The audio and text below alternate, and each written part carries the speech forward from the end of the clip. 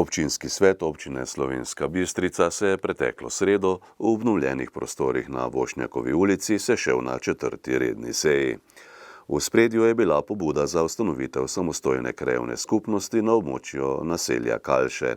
Po daljši razpravi so svetniki pobudo zavrnili s 7 glasovi za in 20 proti. Svetniki so med drugim potrdili zaključni račun občinskega proračuna za leto 2022.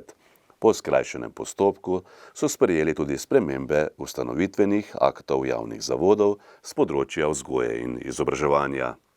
Prav tako se je občinski svet seznanil s trendi varnostnih pojavov za leto 2022, s poročilom o izvajanju zaščite in reševanja ter požarne varnosti in s poročilom o delu medobčinskega inšpektorata in redarstva z oceno izvajanja občinskega programa varnosti v preteklem letu.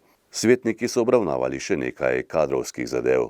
Podali so pozitivno mnenje Radmili Bikić-Magdić za ravnateljico glasbene šole Slovenska Bistrica, Lidiji Milošič za ravnateljico osnovne šole dr. Jožeta Pučnika Črešnjevec in Danici Weber za ravnateljico osnovne šole Antona Ingoliča Spodnja Polskava ter imenovali člane sveta za invalide.